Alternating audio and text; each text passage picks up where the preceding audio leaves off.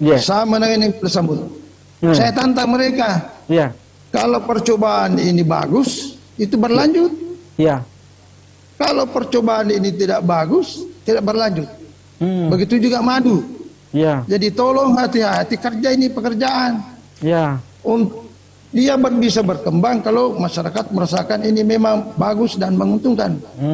Kapan dia tidak merasakan bahwa ini bagus dan tidak menguntungkan, dia tidak berlanjut itu. Jadi saya yang pertama tantang.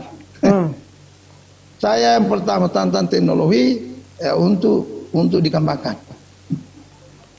Tapi Pak Bupati ini untuk kepentingan background ke Tribuners kita terhadap apa? Karena kita ini sekarang ditonton langsung ini Pak Bupati oleh seluruh dunia.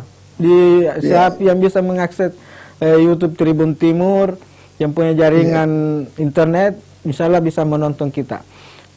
Potensi unggas di Sidrap sendiri seperti apa Pak Bupati? Bisa digambarkan ke penonton kita ini.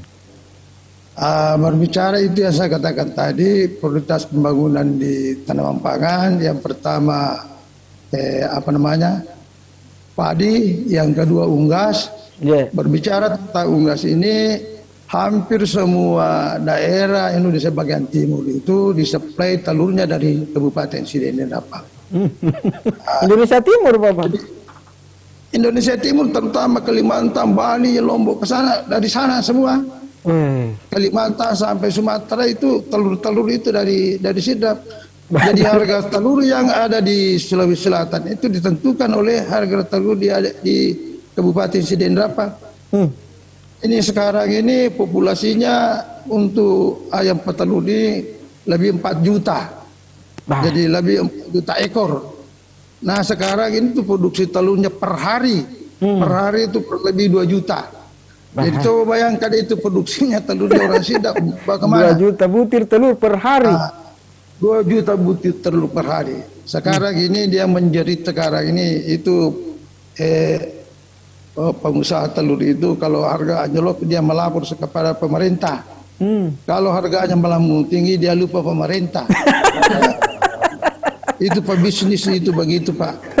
Jadi, takut nanti dikasih naik pajaknya. Nah sekarang ini mengapa harga telur misalnya sekarang ini anjlok? Karena masalah pandemi tadi ini kurang permintaan. Kurang permintaan dari luar akibat dari adanya PPKM ini sehingga harga telur mulai anjlok. Tapi ini akan naik lagi nih menjelang Maulid ini Pak Bupati. Biasanya kalau bulan Maulid itu harga telur langsung naik. Ya insya Allah mudah-mudahan nanti dengan pandemi ini sudah mulai berkurang dan sudah mulai menurun, mudah-mudahan bisa meningkatkan harga telur. Dan upaya yang dirasakan oleh masyarakat ini sekarang harga pakan.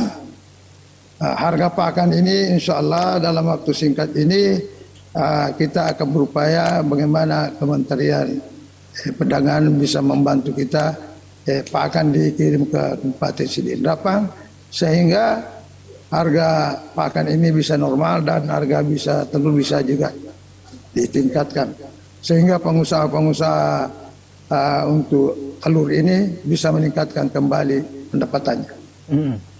Tahu Bupati, tapi itu produksi unggas telur apakah tidak terlalu terpengaruh di masa pandemi ini Pak Bupati atau cenderung meningkat karena masyarakat lebih banyak waktu tinggal di kandang peternakannya untuk lebih banyak waktu untuk mengurus itu.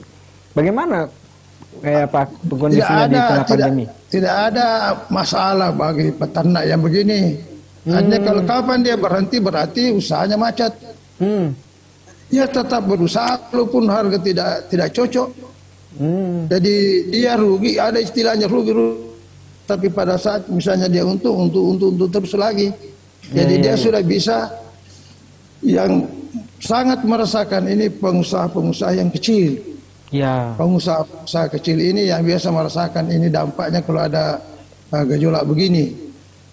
Tapi mudah-mudahan nanti ke depan dengan adanya pandemi ini sudah mulai membaik, insya Allah telur-telur lagi bisa terangkat harganya.